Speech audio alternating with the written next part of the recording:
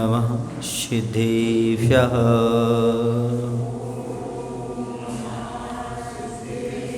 ॐ नमः सिद्धेभ्यः।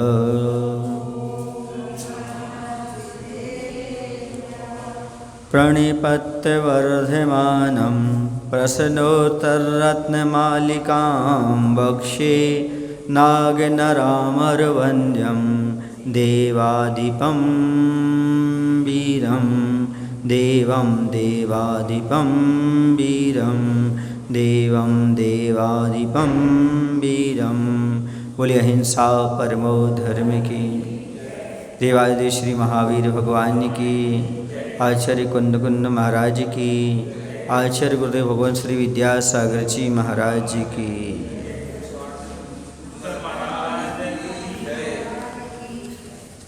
प्रश्नोत्तर रत्नमालिका में श्लोक नंबर 13 तक हो चुके थे। 14वां श्लोक होना है। किम दानमनाकांक्षं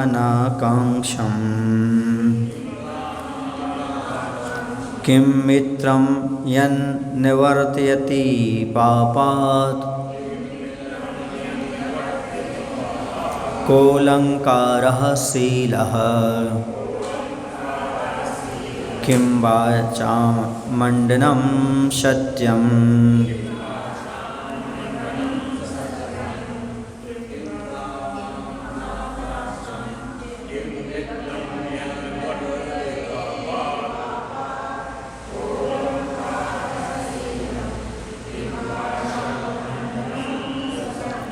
दानम किम, दान क्या है? अनाकांक्षम अर्थात आकांक्षा से रहित होकर देना ही दान है। मित्रम किम, मित्र कौन है? यत पापात, जो पाप से, निवर्तयति, रोकता है। अलंकार कहा, आभूषण क्या है? शीलम, शील। वाचाम, वचनों का। मंडनम किम, अर्थात वचनों का आभूषण क्या है? सत्यम, सत्य है।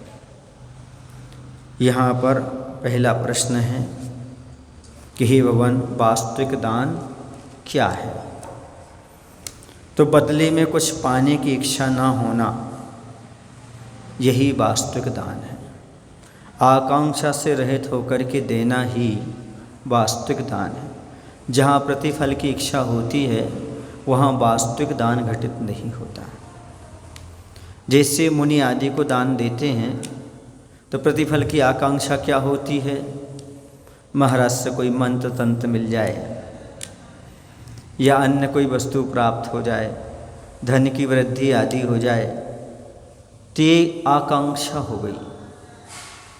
आकांक्षा से रहित होकर जो दिया जाता है वह कहलाता है वास्तविक दान। यानी आकांक्षा नहीं होना चाहिए प्रतिफल में हमें कुछ प्राप्त हो, ऐसी भावना नहीं रखना चाहिए। एक दिन हमने कहा था दान छपा कर नहीं, छिपा करके देना चाहिए। नाम के लिए दान नहीं देना, क्योंकि यदि नाम के लिए आप दान देते हैं तो दान देते हो तो आपका लोभ तो कम हो जाता है, लेकिन दान देकर नाम चाहते हो तो मान कसायता बढ़ जाती है।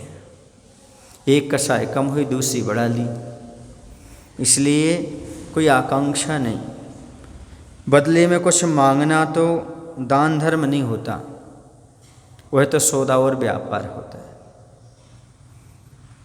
एक सेठ जी थे, उन्होंने बहुत अच्छा मंदिर बनवाया और मंदिर बनवाने के बाद क्या हुआ कि बहुत सारे कार्यकर्ता हो गए। कुछ उन्होंने भी दान लगाया थोड़ा बहुत, फिर बाद में सेठ जी को इग्नोर कर दिया उन्होंने। अब सेठ जी महाराज के पास पहुँचे, महाराज से बोलते हैं महाराज मैंने पूरे मंदिर का निर्माण किया, सब कुछ किया, मुझे ऐसे बाहर निकाल दिया जैसे दूध में से मक्खी बाहर फेंक देते हैं। महाराज ने कहा ये उनकी गलती है, उन्हें ऐसा नहीं करना था, लेकिन आप भी सोचो, जरा विचार करो। आपने सौदा व्यापार तो किया नहीं, आपने दान दिया है, और दान की वस्तु पर कभी अधिकार नहीं होता, वही सही दान होता है। यदि दान की वस्तु में आपने अधिकार रख लिया, फिर दान कहाँ हुआ? दान तो वास्तविक वही है जिसमें हमारा कोई भी बाद में अधिपत्य ना रहे। दे दिया सो दे दिया, और उसमें वो कहाँ जा रहा, कैसा जा रहा, क्या हो रहा, आदि आदि विकल्प नहीं। जो विकल्प करना है देने से पहले करना है, देने के बाद कोई विकल्प नहीं। अब तो हम दे चुके हैं और उस पर हमारा कोई अधिकार नहीं। इसलिए बदले में कुछ मांगना तो दान है, दान धर्म नहीं है, ये तो सौदा और व्यापार है। तुमने सौदा और व्यापार नहीं किया, बल्कि तुमने वास्तव में दान किया है। दान किया है तो आपको प्रतिफल की इच्छा नहीं करना चाहिए। प्रकृति में एक मनुष्य ही है, यदि कुछ देता है तो बदले में चाहता है। बाकी प्रकृति में चाहे वो वृक्ष हो, चाहे नदी हो, ये सब जो कुछ भी दान करते हैं बदले में कुछ भी नहीं चाहते। सूर्य ने कभी कुछ नहीं मांगा, प्रकाश दिया। वृक्षों ने कभी कुछ नहीं मांगा, फल फूल दिए। नदी ने कभी कुछ नहीं मांगा, पानी दिया। प्रकृति के जो भी घटक है उन सब ने दिया तो है, लेकिन बदले में कुछ चाहा नहीं है। एक मनुष्य देता कम है और चाहता ज़्यादा है, और कई बार तो देने से पहले ही मांग रख देता है। हम इतना दान कर रहे हैं, हमारा काम कहाँ नाम लिखोगे, हमारा कहाँ कौन सा पट्टा लगेगा। कभी कभी तो ऐसा होता है वेदी में भगवान का नाम नहीं होता, वेदी बनाने वाले का नाम होता है। मंदिर भी फलाने फलाने के नाम से चलते, भगवान के नाम से बहुत कम चलते। समझ गए ना? हाँ, सब बता चुके हम पहले हैं। इसलिए कह रहे हैं यहाँ पर आकांक्षा से रहित होकर के दान ही वास्तविक दान कहलाता है। फल पाने की आशा से अथवा स्वार्थ भावना से किया गया कार्य परमार्थ नहीं होता और उससे पुण्य की भी प्राप्ति नहीं होती। यदि आप चाहो कि हम फल की आशा से या स्वार्थवश दान करें तो इसे परमार्थ दान की कोटि में नहीं आते। इसे हम परमार्थ नहीं कह सकते, स्वार्थ कहेंगे। और परमार्थ नहीं है, स्वार्थ है, तो स्वार्थ का भी धर्म नहीं होता। धर्म यदि होगा तो परमार्थ ही होगा। इसलिए यहाँ पर वास्तविक चीज़ को समझने की आवश्यकता है। जो सच्चा दानी होता है वह प्रसिद्धि का अभिलाषी नहीं होता। यदि प्रसिद्धि चाह रहा है तो सच्चा दानी नहीं है। वो सच्चा दानी है तो प्रसिद्धि की चाह कैसे उसके अंदर आ सकती है। कई बार ऐसा होता है, लोग देखते हैं कि इन्होंने दान दिया था, इनके यहाँ धन दौलत बढ़ गई, इन्होंने दान दिया था, इनके यहाँ ऐसा हो गया, ऐसा सोच करके दान करते हैं। देखा देखी दान कर लेते कि हमारा भी बढ़ जाए। बहुत पुराने ज़माने की बात है, जब पंचाश्चर्य होते थे, जब मुनिराज की आहारचर्या संपन्न होती थी, तब घर में पंचाश्चर्य दाता के घर में होते थे। उस समय की बात है, एक सेठ ने किसी को दान देते हुए देखा। मुनि महाराज को उसने दान दिया किसी ने, उसके घर में रत्नों की वर्षा हुई, पंचाश्चर्य हुई उसके यहाँ। तो उसने सोचा अपन भी एक काम करते हैं, महाराज का पड़गहन करते हैं। धनी बनने का ही सबसे अच्छा तरीका है, एक बार महाराज के अंजलि में भोजन पानी दे तो धनी बन जाएंगे। उसने भी महाराज का पड़गहन किया। पड़गहन करने के बाद महाराज की आहारचर्या हो रही थी, वह बार बार बाहर निकल के देख रहा था रत्न बरस रहे कि नहीं बरस रहे। बताओ बरसे होंगे कि नहीं बरसे होंगे? पानी भी नहीं बरसा होगा, रत्न तो छोड़ दो। यह है प्रतिफल की आकांक्षा। जब व्यक्ति प्रतिफल की आकांक्षा रखता है उससे कुछ नहीं मिलता, क्योंकि दान जो है, दान फलता है, लोभ छलता है। दान करोगे तो आपके लिए फलेगा, और लोभ रखोगे तो आपके लिए छलेगा। ये अपने प्रति छलना है, कुछ ही प्राप्त नहीं होता। इस आशा और लोभ के कारण रत्नों की वर्षा उसके यहाँ नहीं हुई, वह बार बार देखता रहा। इसलिए मैं कहता हूँ कि आशा और इच्छा से रहित होकर के, आकांक्षा से रहित होकर के दान करना चाहिए। आदमी को अपनी प्रसिद्धि के लिए कभी अपनी विशुद्धि नहीं खोना चाहिए। प्रसिद्धि की चाहत में विशुद्धि खो जाता है, तो विशुद्धि खोया तो जो सिद्धि होना थी वो सिद्धि भी नहीं होती कार्य की, और प्रसिद्धि भी नहीं मिल पाती, दोनों चीज़ों से चला जाता है। वैसे तो कहा गया है दान से बहुत फ़ायदा होता है। यदि आपका पैसा ब्याज पर है तो दुगना हो सकता है, व्यापार में है लगा हुआ है तो चौगुना हो सकता है, खेती में लगाया है तो 100 गुना हो सकता है, लेकिन यदि आपने दान किया है तो अनंत गुना फल प्राप्त होता है, अनंत गुना फल प्राप्त होता है। ऐसा कहा, समझ रहे हैं आप? ये फल उसका मिलता है, लेकिन व्यक्ति इस चीज़ को स्वीकार करे तब ना, बीच में मांग रख देता है, आकांक्षा रख देता है, और ये मांग उसके लिए बाधक है। भगवान की उपासना आराधना में एक कामना एक प्रकार से समझना चाहिए बाधक है। बिना कामना के काम करना चाहिए, निष्काम कर्म योग। कुछ भी धार्मिक काम करो कामना से रहित होकर के करो, उसमें बहुत आनंद आता है और बहुत कुछ मिलता भी है। क्योंकि दान आदि देने से धन तो कभी कम होता ही नहीं, धन तो हमेशा वृद्धि को ही प्राप्त होता है, ये नियम है। क्योंकि यदि आपका धन कम होगा तो पाप करने से होगा, दान देने से कभी नहीं, क्योंकि दान तो पुण्य की क्रिया है और पुण्य से तो धन बढ़ता ही है। चिंता से चतुराई घटे, गम से घटे शरीर, पाप किए लक्ष्मी घटे, कह गए संत कबीर। उन्होंने एक दोहा लिखा है, चिंता से चतुराई घटे। जितनी चिंता करोगे उतना आपका ज्ञान घटेगा, चतुराई घटेगी। चिंता से आपकी चतुराई घटती है। गम से घटे शरीर, जितने गम में रहोगे, दुख में रहोगे, शोक मनाओगे, उतना आपका शरीर दुबला होता जाएगा। समझ गए? गम से शरीर कम होता है। पाप किए लक्ष्मी घटे, और पाप करने से लक्ष्मी कम होती है। क्यों होती है? क्योंकि पाप के माध्यम से सब क्षय को प्राप्त होता जाता है, पुण्य के माध्यम से सब प्राप्त होता जाता है, और पाप के माध्यम से सब समाप्त होता चला जाता है। जो भोगोपभोग सामग्री आदि हैं, साता की सामग्रियां हैं, वो सब पुण्य है साता प्रकृति से। असाता आएगा तो साता की चीज़ें चली जाएंगी, असाता की चीज़ें आएंगी फिर। इसलिए कभी भी दान देना तो प्रतिफल की आकांक्षा नहीं रखना, तभी आपका वास्तविक दान कहलाएगा, वरना आपका दान सार्थक होने वाला नहीं। अब दूसरा प्रश्न है यहाँ पर, मित्रम के मित्र कौन है? यत पापात निवर्त्यति, जो पाप से रोकता है। सच्चा मित्र कौन? जो हमें पाप से बचाए। वह आपका मित्र चाहे पड़ोसी हो सकता है, पिता भी हो सकता है, बेटा भी हो सकता है, भाई भी हो सकता है, और पति भी हो सकता है, पत्नी भी हो सकती है।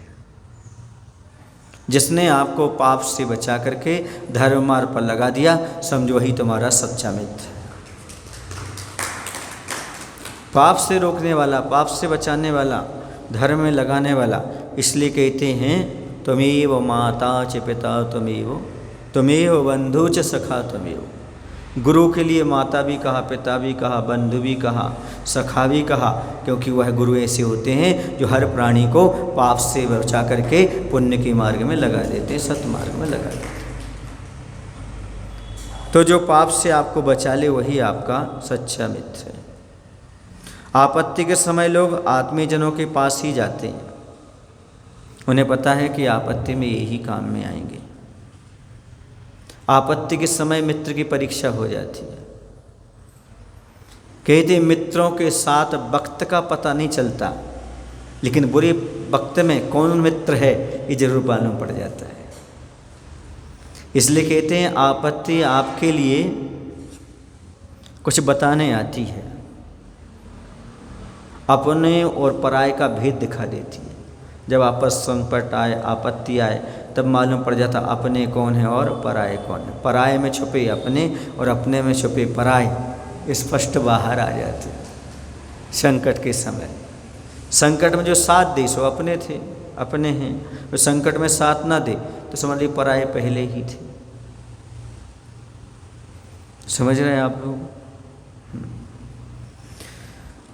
इसलिए बंधु की, मित्र की, सेवक की, पत्नी की और धीरज की परीक्षा आपत्ति के समय होती है। आपका बंधु कौन है, आपका मित्र कौन है, आपका सेवक कौन, आपकी पत्नी कौन और आपका धैर्य, इनकी परीक्षा आपत्ति के समय होती है। आप में कितना धैर्य है ये आपत्ति के समय। आपकी पत्नी आपत्ति के समय कैसा व्यवहार करती है। जब तक संपत्ति लाते रहो तब तो अच्छे से व्यवहार करेगी। जब संपत्ति नहीं लाओ तो मालूम पड़ जाता है। सच्ची होगी तो वैसे ही प्रेम करेगी, वरना कहेगी कि नहीं अब तो तुम कमाते नहीं हो, नठल्ले हो गए हो। उसका व्यवहार बदल जाएगा, वाणी में अंतर आ जाएगा, खिलाने पिलाने में ताने हो जाएंगे।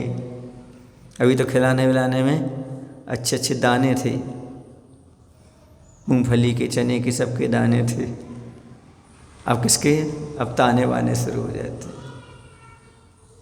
तो ये परीक्षा होती है कब? आपत्ति के समय। बंधु की, मित्र की, सेवक की, पत्नी की और आपके जीवन में जो धैर्य है उसकी। जैसे वैद्य का धर्म रोग का निदान करना होता है और औषध देना होता है, वैसे ही सच्चे मित्र का धर्म अपने मित्र को पाप से बचाकर धर्म मार्ग में लगाना होता है। डॉक्टर क्या करता है? रोग का निदान करता है और बाद में औषधि दे देता है। अब दोबारा आपको ये रोग नहीं होगा।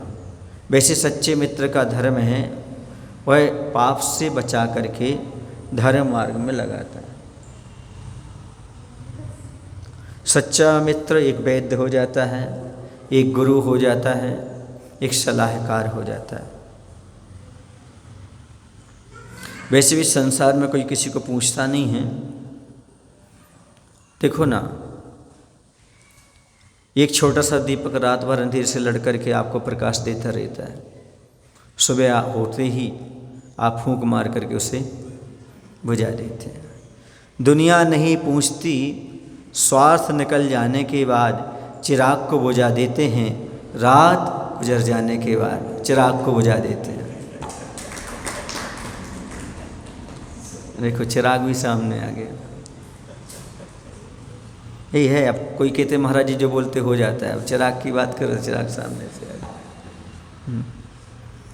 तो दुनिया नहीं पूछती, स्वार्थ निकल जाने के बाद वो चिराग को अर्थात दीपक को बुझा देते हैं रात गुजर जाने के बाद। तो ऐसे बहुत कम मित्र मिलते हैं और सच्चे मित्र तो वही हैं जो आपको वक्त पर काम आए। वर्तमानियों के ग्रंथों में मिलते हैं सच्चे मित्र के 6 लक्षण। पहला लक्षण होता है जो पापों को दूर करता है, अर्थात हमें पापों से बचाता है।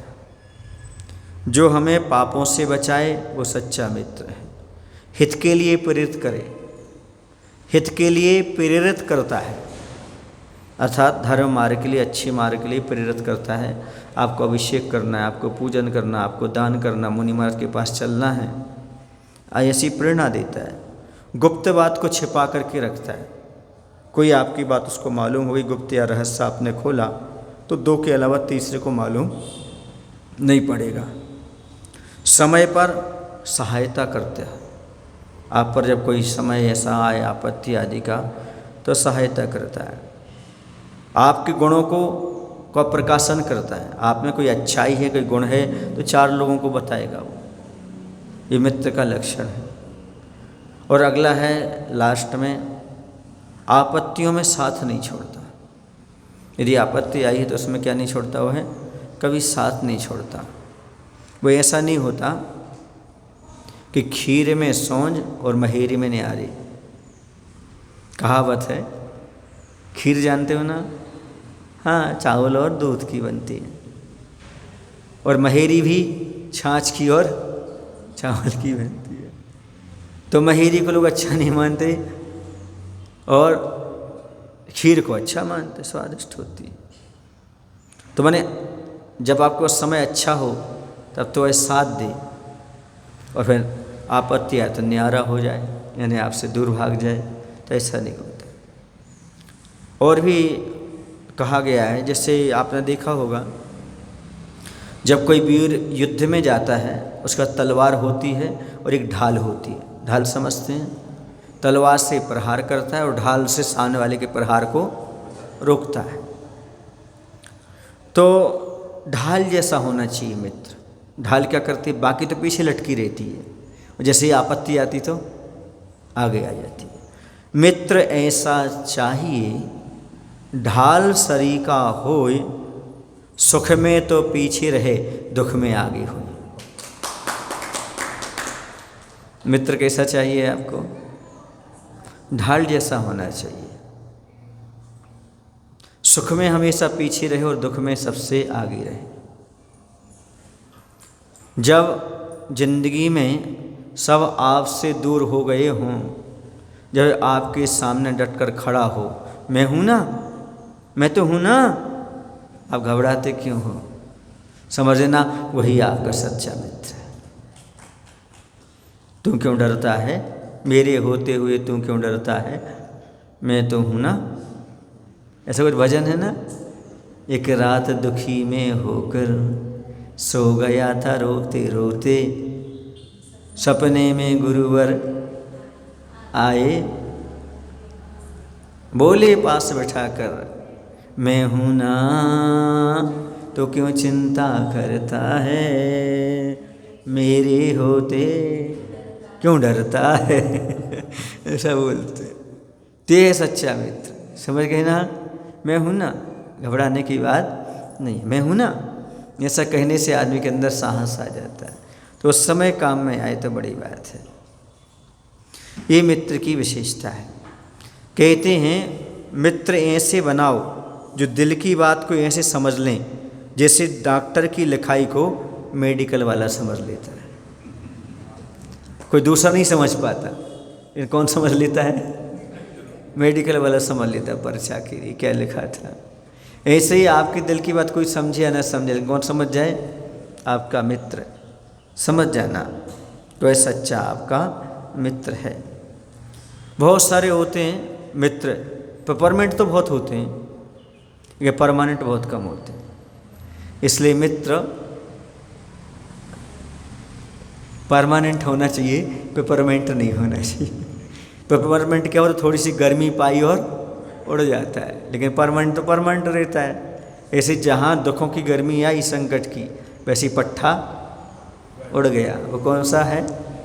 पेपरमेंट है।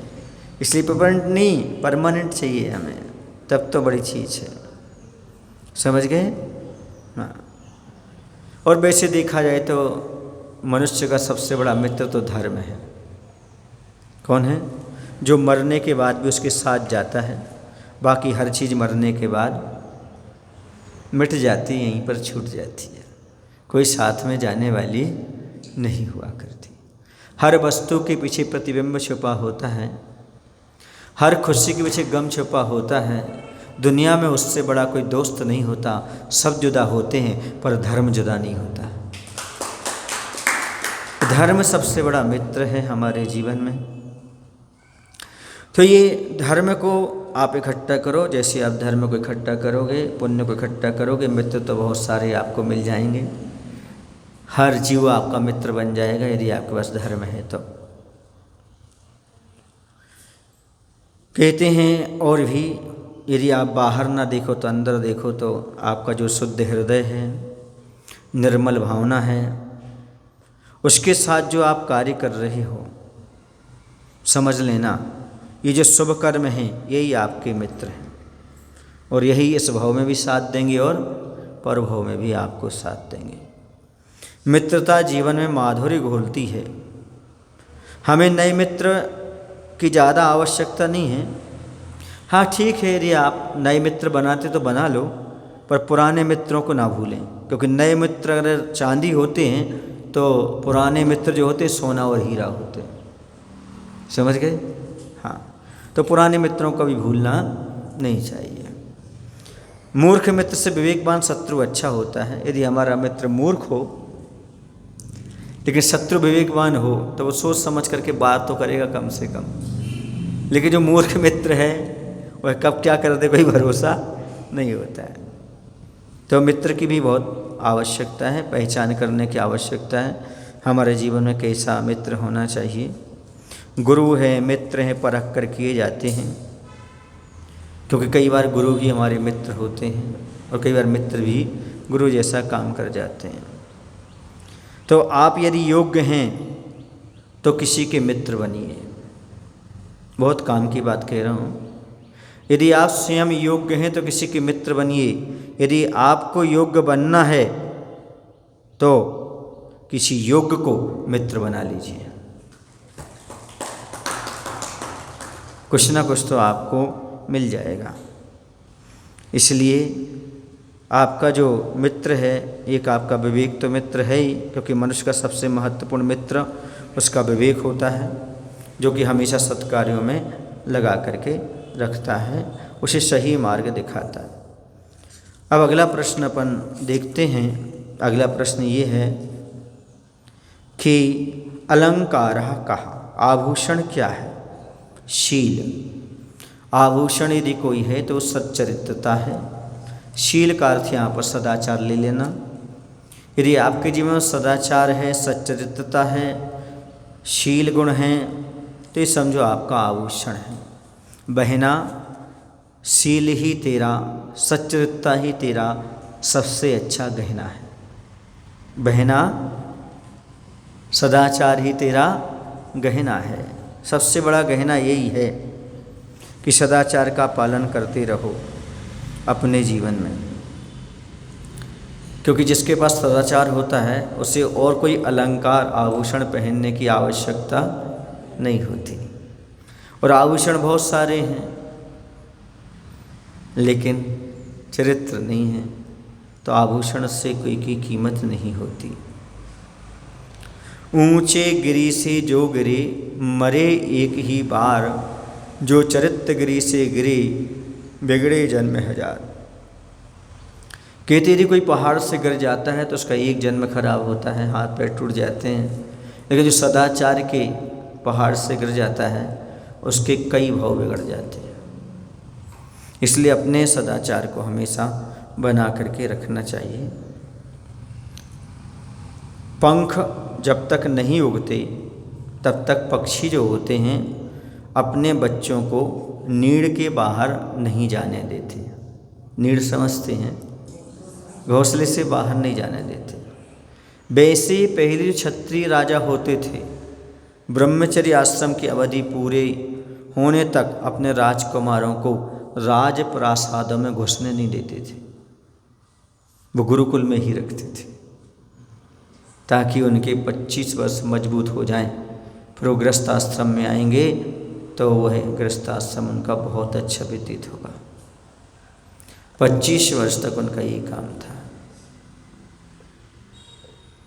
और आज बच्चे 25 के पहले ही घर से बाहर हो जाते हैं, इसलिए आपकी बस से बाहर हो जाते हैं। आपकी बिल्कुल नहीं सुनते वो। ऐसा पहले गुरुकुल बहुत अच्छी चीज़ें होती थी। गुरुकुल तो भट्टियाँ होती थी, भट्टियाँ जिसमें बच्चे रूपी सोने को अच्छे से तपाया जाता था, मजबूत बना करके निकाला जाता था। आज वो गुरुकुल सब समाप्त से होते जा रहे हैं। समझ में आ रहा है? आचार्य भगवान की कृपा से बच्चियों के लिए गुरुकुल जैसी व्यवस्था पृथ्वी स्थली के माध्यम से अभी मिल रही है। तो ये बहुत आवश्यक है सच्चरित्रता अपने पास हो। कहते हैं विदेशेषु धनम विद्या वैश्यनेषु धनम मतिम परलोके धनम धर्मः शीलम सर्वत्र वै धनः। विदेश में धन कोई है तो विद्या है। आपके पास ज्ञान है, हुनर है, तो आप कहीं भी चले जाओ। आपके लिए वह विद्या धन के समान है। जिसे आचार्य कहते हैं, जहाँ ना जाए गाड़ी वहाँ जाए मारवाड़ी।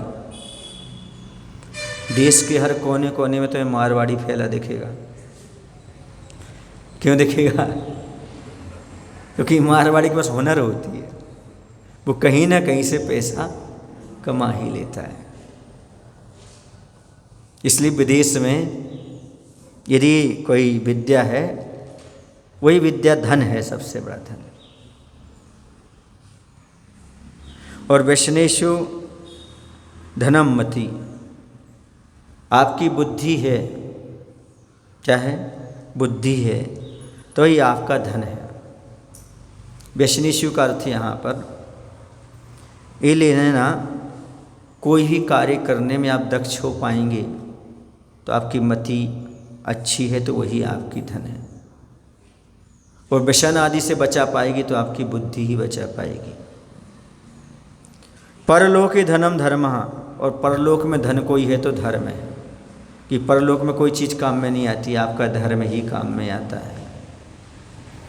आपने जो यहाँ धर्म किया वो परलोक में काम में आने वाला है। इसलिए परलोक की व्यवस्था कर लो, नाश्ता ले चलो, धर्म का नाश्ता। एक बार बोला था ना हमने आपको, क्या कहा था? हाँ, कल ही बोला था हमने। सुबह सुबह क्या करो? प्रभु भक्ति की का दूध पी लो, है ना? प्रभु नाम का दूध पी लो,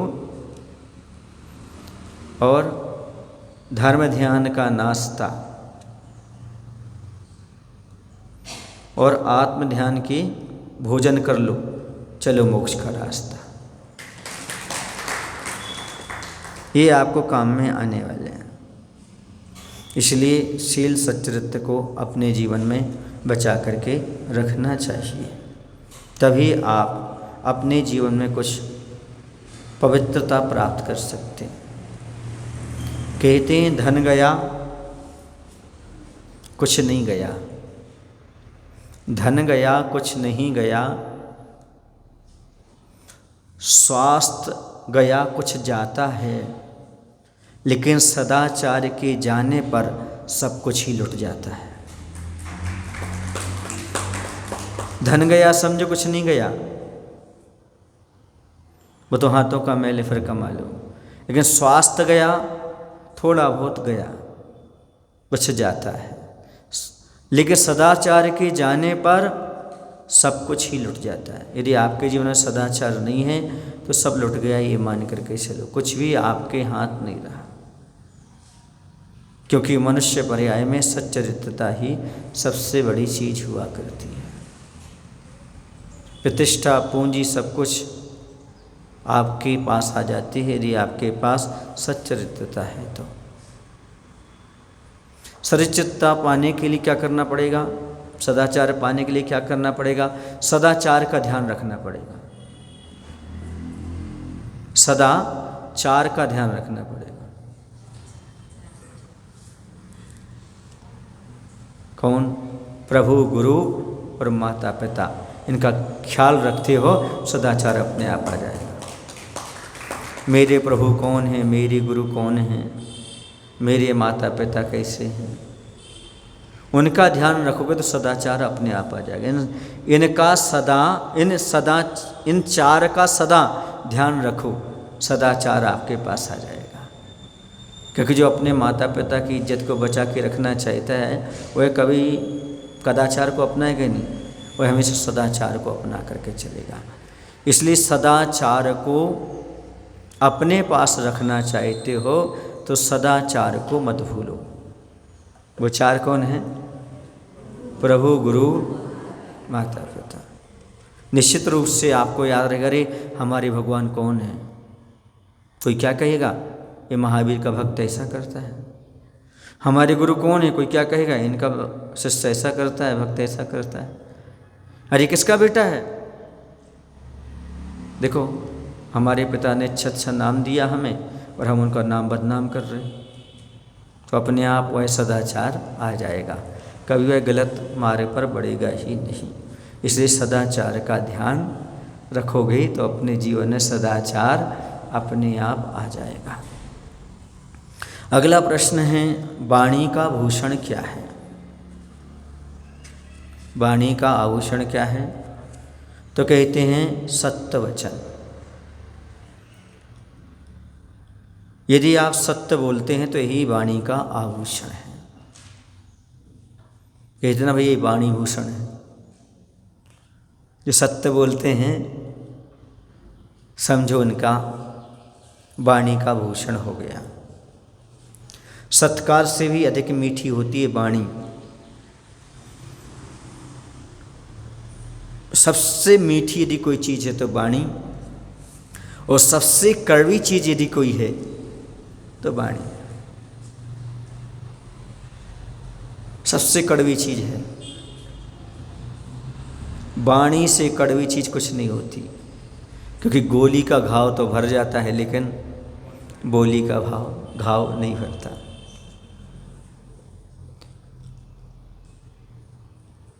वैसे ही अच्छी भी वाणी है। कुछ लोग ऐसे होते हैं जो बहुत दुखी होते हैं, उनको सांत्वना के 2 शब्द बोल दिए जाएं औषधि से भी ज़्यादा काम कर जाते हैं। कहते हैं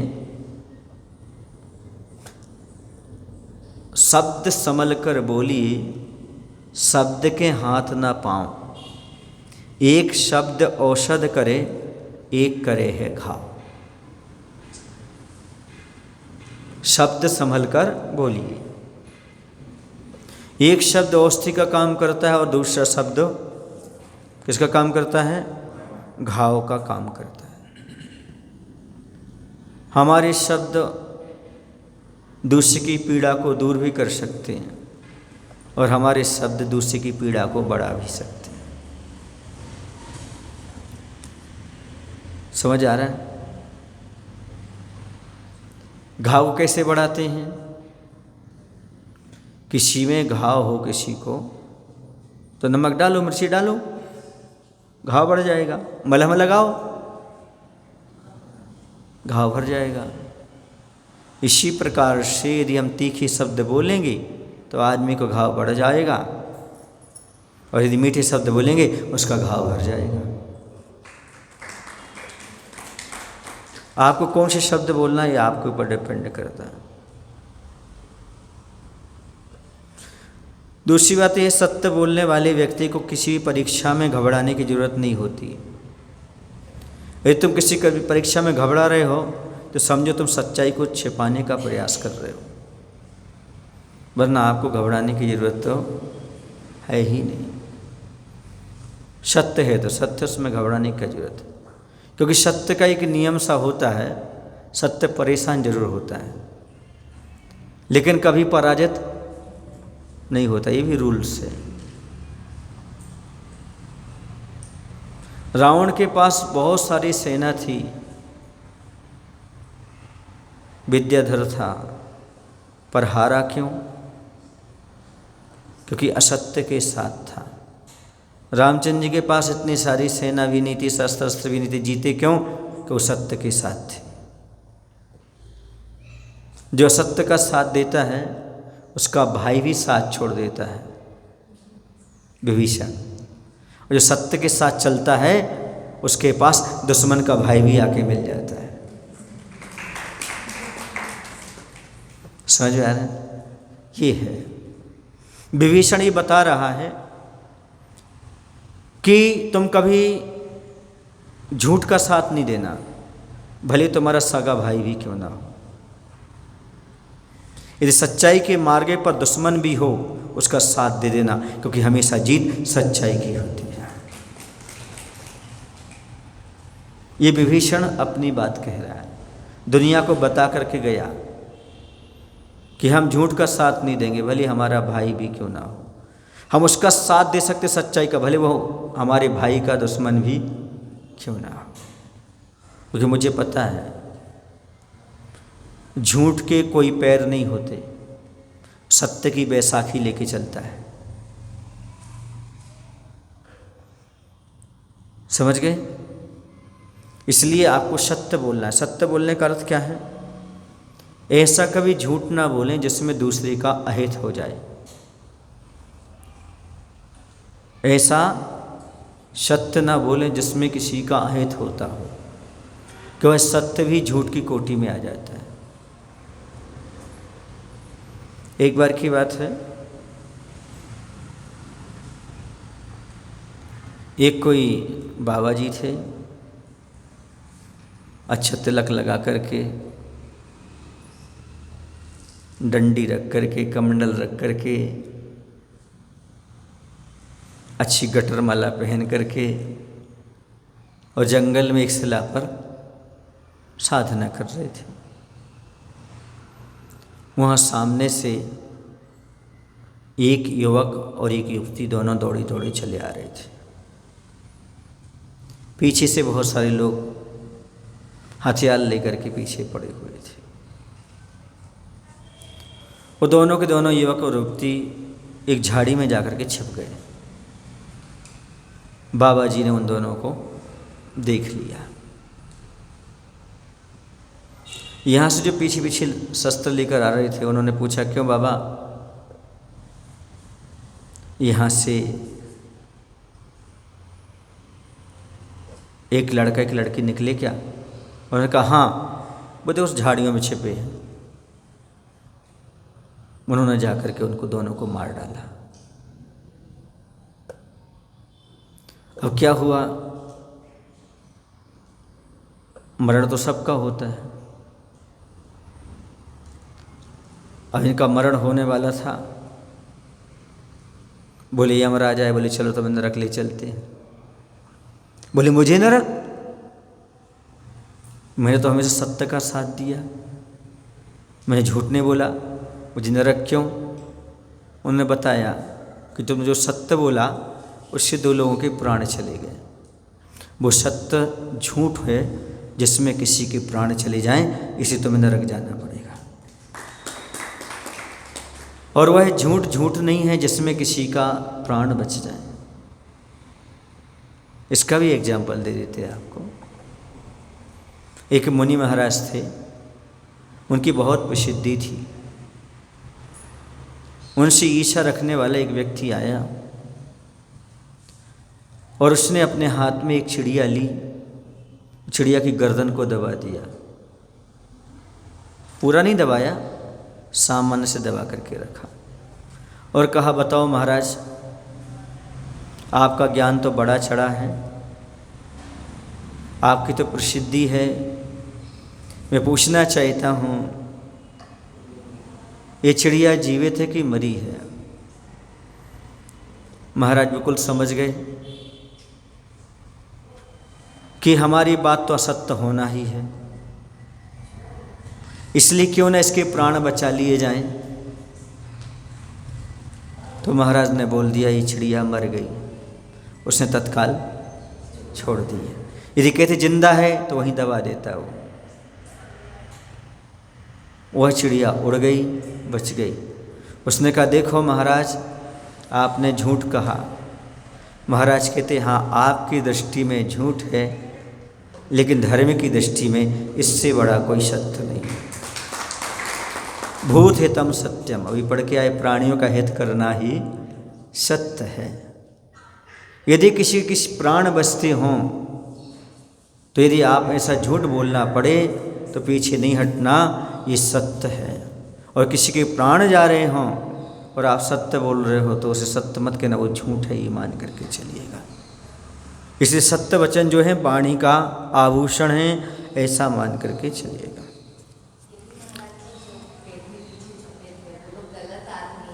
हाँ, रहो व्याख्यान पढ़ के आए आप तत्व सूत्र में। किसी के गुप्त रहस्य को जानने के बाद किसी को बताओगे तो भी आपको सत्यव्रत में दोष लगेगा।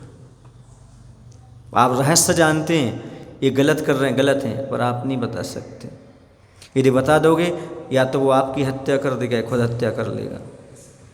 किसी का गुप्त आपने पाप देख लिया, देखने के बाद यदि आपने प्रकाशित किया और उसको सहन नहीं हुआ तो या तो आपको मार डालेगा या फिर अपनी बदनामी की वजह से खुद मर जाएगा। तो पाप किसको लगेगा? समझ में आ रहा है ना? इसलिए कभी किसी दूसरे के रहस्य को खोलने का प्रयास नहीं करना चाहिए। प्राय करके अति संधान की आदत स्त्रियों में पाई जाती है। काय कैसा हो गया, और क्या हुआ, कौन हुआ, कहाँ है, कैसा है, ये सारी आदत जो है अच्छी नहीं है। ये सब स्त्रीवेद के आश्रव के कारण है। अभी तो स्त्री पर्याय है ही, आगे भी यही। समझ में आ रहा है? इसलिए अति संधान में नहीं जाना चाहिए। ये क्यों आए, इनके यहाँ कैसे, उनकी लड़की कहाँ, अरे तुम्हें पता है क्या उनकी लड़की भाग गई? अच्छा, हम तुम्ही को बता रहे, किसी को बताना नहीं, और 5 को बता के आ गई, और अंदर से जानने का प्रयास चल रहा है, हो रहा है। ये सारी चीज़ें ठीक नहीं, वाणी का ही दूषण है, वाणी का आभूषण नहीं, ये सब दूषण है। क्या करना, संसार में क्या हो रहा है। इसलिए आपको हमेशा धैर्य से बोलना चाहिए, संयम से बोलना चाहिए। आपकी ज़ुबान ऐसी हो कि हर किसी की ज़ुबान पर आपकी ज़ुबान की तारीफ़ हो। हर आदमी ये कहे भैया इनकी ज़ुबान तो बहुत अच्छी, जब भी बोलते मीठा बोलते, अच्छा बोलते हैं। समझ में आ रहा है? कभी किसी की बुराई करने का नहीं, कभी किसी को बुरा भला बोलने का नहीं, कभी झूठ बोलने का नहीं, ऐसी तारीफ़ होना चाहिए। पर एक बात ध्यान रखना, आपकी वाणी में चापलूसी की चाशनी ना लगी हो, क्योंकि स्वार्थवश तो आप सबके बारे में अच्छा बोल लेते हो, चापलूसी की चाशनी लगी रहती है। लेकिन इस स्वार्थ भाव से बोलो तो उसका फल कुछ अलग ही हुआ करता है। लाठी से भी ज़्यादा घातक जुबान होती है, क्योंकि लाठी से तो मात्र हड्डियां टूटती हैं, लेकिन जुबान से तो संबंध और रिश्ते भी टूट जाते हैं। समझ गए? लाठी जो होती है, लाठी से मात्र हड्डियां टूटती हैं, लेकिन आपकी जुबान से तो रिश्ते टूट जाते हैं, परिवार टूट जाते हैं, समाज टूट जाते हैं। यदि आपका पैर फिसल जाता है तो हड्डी टूट सकती है, नाभि टूटे, लेकिन आपकी जुबान फिसल जाती है, रिश्ते परिवार टूट जाते हैं। इसलिए पैर जैसे संभाल के रखते हो, वैसे जुबान भी संभाल करके ही बोलना चाहिए। समझ गए? तभी आपका भला हो सकता है। नहीं, योग्य पुरुष अन्य किसी प्रकार के प्रकाशों को प्रकाश नहीं मानते, केवल सत्य ही ज्योति है, उसको ही सच्चा प्रकाश मान करके चलते हैं। जिससे दूसरों को कुछ हानि ना पहुँचे, ऐसी बात बोलना ही सच्चा है, या सच्ची है सच्चाई। क्या? जिससे दूसरों को कुछ हानि ना पहुँचे, ऐसा बोलना ही सच्चाई है, ऐसा ही सत्य है। इसलिए आप जब भी बोलें, धीमे बोलें, धैर्य से बोलें, तोल कर बोलें, छान कर बोलें, सोच समझ करके बोलें। आप पानी तो छान कर पीते हो, पानी छान कर क्यों पीते हो? जीव हिंसा ना हो जाए। तो वाणी भी तो छान कर पीना चाहिए, उससे भी तो जीव हिंसा होती है, अहित होता है, दूसरों को कष्ट पहुंचता है। इसलिए वाणी भी हमेशा 3 परत के छन्ने से छानना चाहिए। पानी 3 परत के छन्ने से छानते हो ना, ऐसे 3 परत का छन्ना। कौन सा? हित, मित और प्रिय, ये 3 परत का छन्ना है। इन 3 परत के छन्ने से ही अपनी वाणी को छान करके बाहर निकालना चाहिए। भाषा बोलो तो इज्जत की बोलो, ताकि इज्जत मिले। लज्जत की मत बोलो, लज्जत के पापड़, लिज्जत तो इज्जत से बोलो, आपको इज्जत मिलेगी। हर शब्द हीरे मोती की तरह हैं, इसे जितने उपयोग करोगे उतने आपको मूल्य मिलेगा। पहले मिठास और मर्यादा की तराजू पर तोल लो आप, अन्यथा जीभ तो बोलकर अंदर चली जाएगी, बेचारे सिर के लिए जूते खाने पड़ेंगे। मैं तुम में आती जाती, जीभ क्या कहती है? मैं तुम में, मैं अकेली तुम 32, मैं तुम में आती जाती, और एक बात कह दो तो 32 ही तोड़वाती।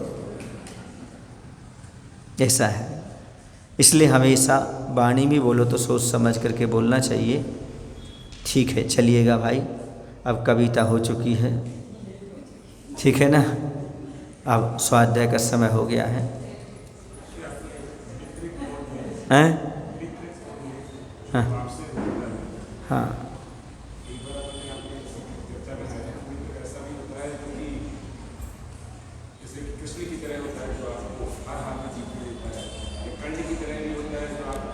यहाँ पर चूँकि धार्मिक बात चल रही है और यहाँ पर यही कहा जाएगा, जो आपके हित में लगाए और पाप से बचाए वो आपका मित्र है। चलिए तो अपन मंगलाचरण वो जिनवाणी स्तुति कर लेते हैं। बोधि समाधि परिणाम शुद्धि स्वात्मोपलब्धि शिव सौख्य सिद्धि चिंतामणि में चिंतित वस्तुदाने त्वां वंदमानस्य मम सुदेशि। बोले महावीर भगवान की।